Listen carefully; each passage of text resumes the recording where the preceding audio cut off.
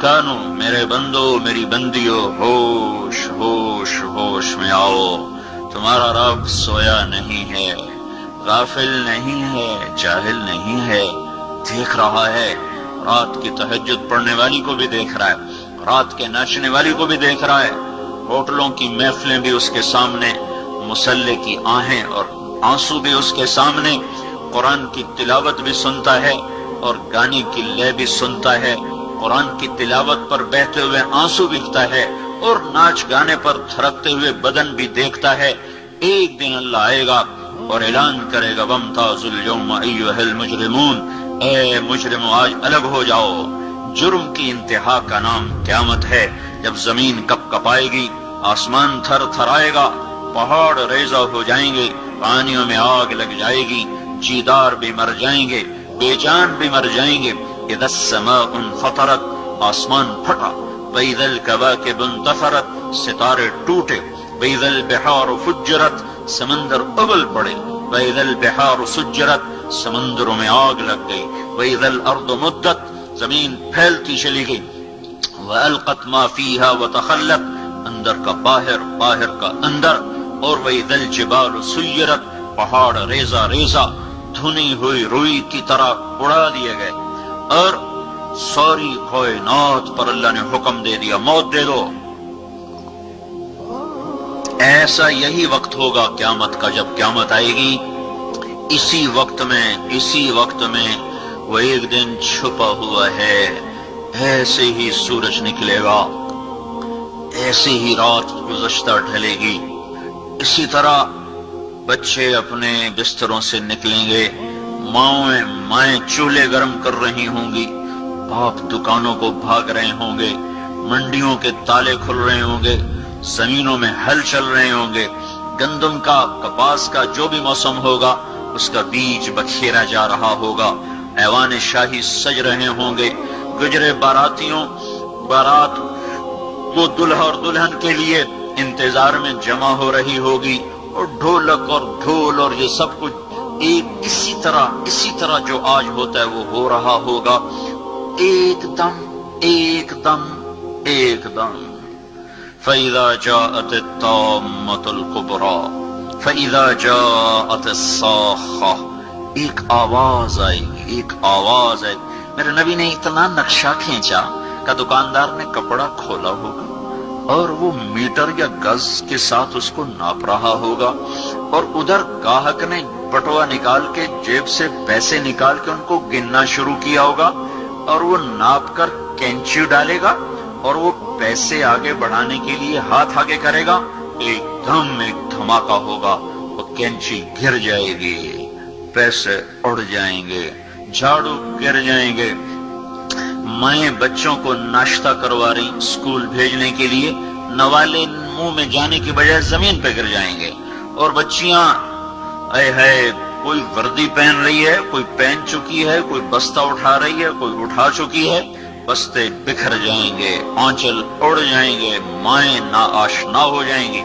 باپ پہچاننے سے انکار کر دیں گے، ہر انسان بھاگے گا، یوم یفر المرء من اخیہ وامہ وابیہ وصاحبتہ وبنیہ، بھائی سے ماں، بیٹی سے بیٹا، ماں سے میاں، بیوی سے بیوی، خامن سے دوست سے بھرے گھر چھوڑ کے لوگ بھاگیں گے کہ چھتیں اوپر آ رہی ہیں، شیر دھاڑنا بھول جائیں گے، ہاتھی چنگھاڑنا بھول جائیں گے، بھیڑیے غرانا بھول جائیں گے، سانپ پھنکارنا بھول جائیں گے، عقاب جھپٹنا بھول جائیں گے، پانی اپنی روانی بھولے گا، پہاڑ اپنی سختی بھولے گا، پھول اپنا کھلنا بھولیں گے، اور مکین اپنے مکان بھول جائیں گے، بھاگیں گے، جنات سامنے آ جائیں، ابھی تو نظر نہیں آ رہے لیکن اس وقت سب سامنے آ جائیں گے، اور موت کا بے رحم پنجہ،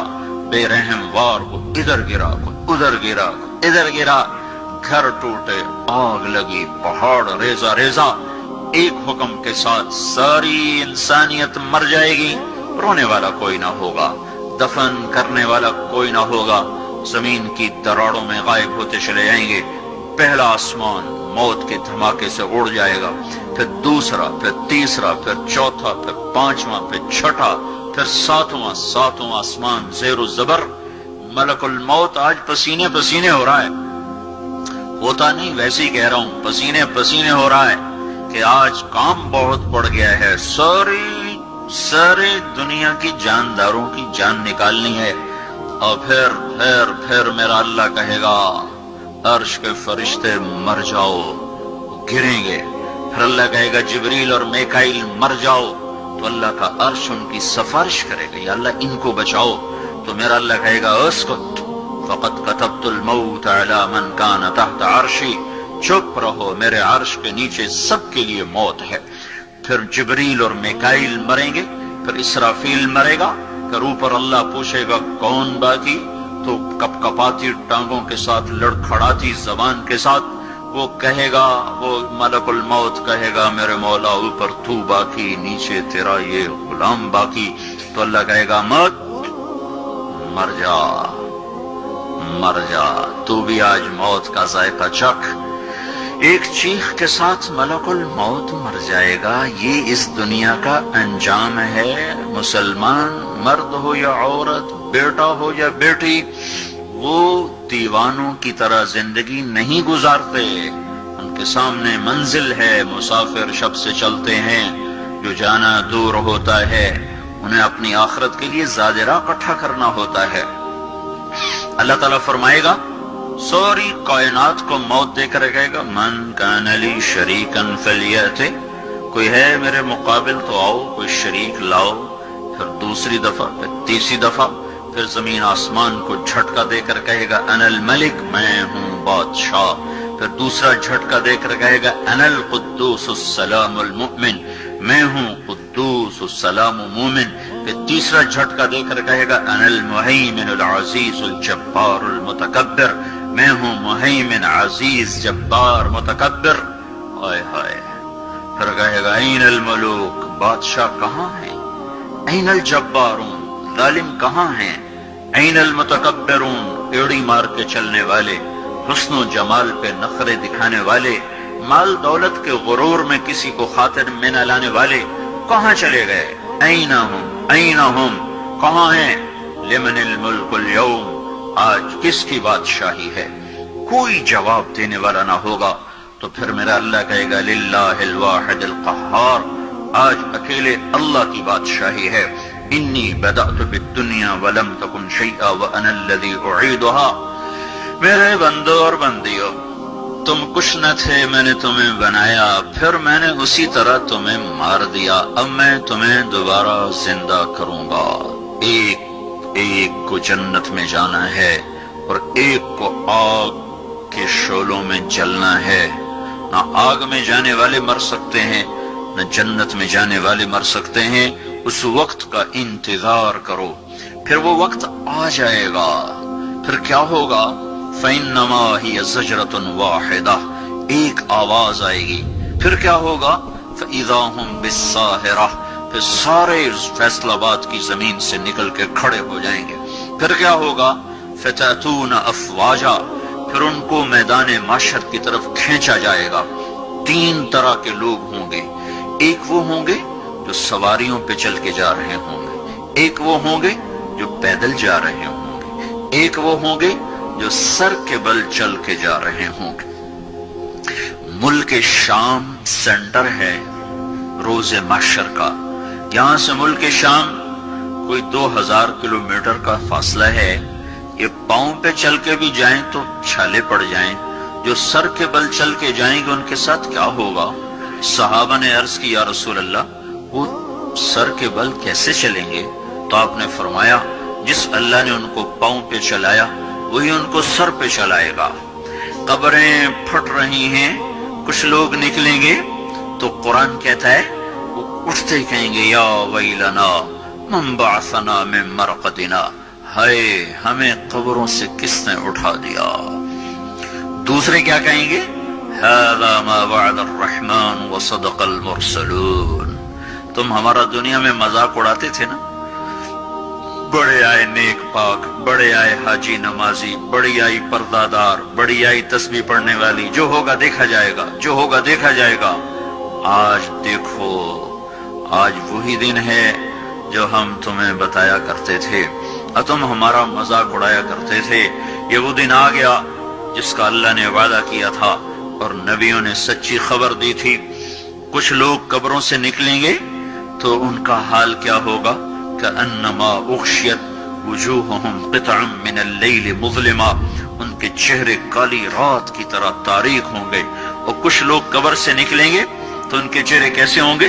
وجوہ یومئذ ناعمہ لسعیہا راضیہ، ترو تازہ، حسین، جمیل، خوبصورت۔ کیسے ہوں گے؟ وجوہ یومئذ مسفرہ ضاحکۃ مستبشرہ، مسفرہ چمکتے ہوئے، ضاحکہ ہنستے ہوئے، مستبشرہ مستبشرہ۔ تھوڑی سی میں اس کی وضاحت کروں۔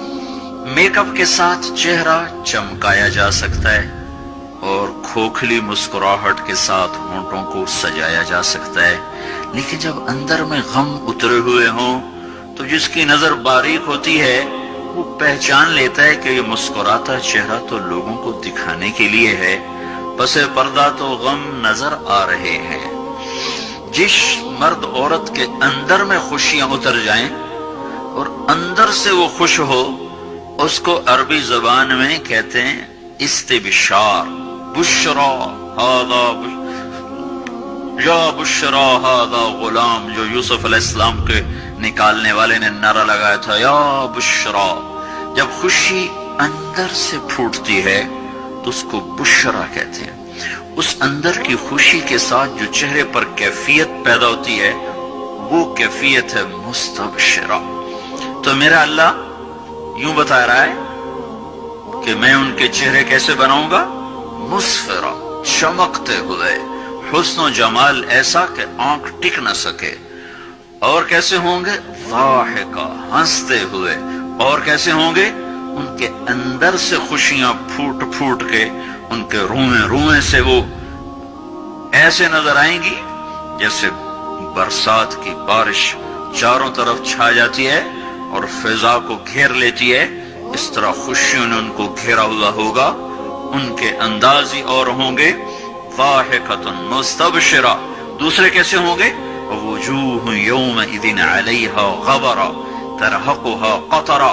کچھ چہرے ایسے ہوں گے، یہاں میک اپ ہوتا ہے نا، سرخ سرخ چیزیں ملا کر ایک رنگ بنایا جاتا ہے، اور نافرمانوں کے لیے تارکول، آپ نے دیکھا ہوگا سڑک پہ تارکول بچھائی جاتی ہے، لک جس کو ہم کہتے ہیں اپنی زبان، وہ ان کے چہروں پر پینٹ کر دی جائے گی اور اس کے اوپر پھر مٹی مل دی جائے گی۔ قطرہ ترہقہا قطرہ، غبرہ ترہقہا قطرہ، تارکول کا پینٹ کر کے اوپر مٹی ڈال دی جائے گی تو اور زیادہ بدنما ہو جائیں گے، بدصورت ہو جائیں گے۔ جو عورت جتنا یہاں پردے کے ساتھ زندگی گزارے گی، جو لڑکی جتنی پردے کے ساتھ یہاں زندگی گزارے گی، قیامت کے دن اتنا ہی اس کا حسن چمکتا چلا جائے گا۔ جو جتنی یہاں پردے سے آزاد ہوگی، قیامت کے دن اتنا ہی اس کے اوپر تنگیوں کا اور مصیبتوں کا اور پریشانیوں کا دروازہ کھول دیا جائے گا۔ یہ قبر سے نکلنے کا منظر ہے۔ آگے چلو تو اللہ تعالیٰ کسی کے دائیں ہاتھ میں کتاب دے گا، اس کا پیپر سیدھے ہاتھ میں آئے گا، یہ کامیابی کی علامت۔ وہ کہے گا ہاؤم اقرؤوا کتابیہ، آؤ میرا پیپر پڑھو۔ کسی کے الٹے ہاتھ میں آئے گا، وہ کہے گا یا لیتنی لم اوت کتابیہ، ہائے میں مر گیا، میرے ہاتھ میں یہ پیپر کیوں آ گیا۔ ارے موت آ جا مجھے ختم کر دے، پر موت مر گئی۔ موت آ نہیں سکتی۔ جس کے سیدھے ہاتھ میں ہے وہ نعرے لگا رہا ہاؤم اقرؤوا کتابیہ، لوگو آ جاؤ آ جاؤ، دیکھو میں پاس ہو گیا، مجھے ڈگری مل گئی، جنت کی مل گئی، کامیابی کی مل گئی۔ تو لوگ اس سے کہیں گے تو کیسے پاس ہو گیا؟ وہ کہے گا انی ظننت انی ملاق حسابیہ، مجھے یقین تھا میرا اللہ میرا حساب لے گا، میں اپنے پیپر کی تیاری کرتا رہا۔ اوپر سے اللہ تعالیٰ فرمائیں گے فَهُوَ فِي عِيشَةٍ رَاضِيَةٍ فی جنت عالیہ قطوفها دانیہ کلوا واشربوا ہنیئا بما اسلفتم فی الایام الخالیہ۔ میرے بندے کو پاک زندگی مبارک ہو، خوبصورت زندگی مبارک ہو۔ دیکھو میرے عزیزو، وہ بھی کوئی زندگی ہے جہاں لوگ مر جاتے ہوں، وہ بھی کوئی جوانی ہے جسے بڑھاپا کھا جاتا ہو، اور وہ بھی کوئی خوشیاں ہیں جو غموں کی نظر ہو جائیں، اور وہ بھی کوئی گھر ہیں جنہیں چھوڑ کر لوگ جا کے مٹی کی چادر اوڑھ کے زیر زمین منو مٹی تلے جا کے سو جائیں۔ یہ سب کچھ ایسے ہی نظر کا فریب ہے۔ سمجھدار، عقل مند بچہ، بچی، مرد، عورت وہ ہے جو اپنے اللہ کو راضی کرے، اپنی آخرت کے لیے تیاری کرے۔ اللہ تعالیٰ نے جنت میں ایک فرشتہ پیدا کیا، جس دن وہ فرشتہ پیدا ہوا ہے اس دن سے آج تک وہ جنت والوں کے لیے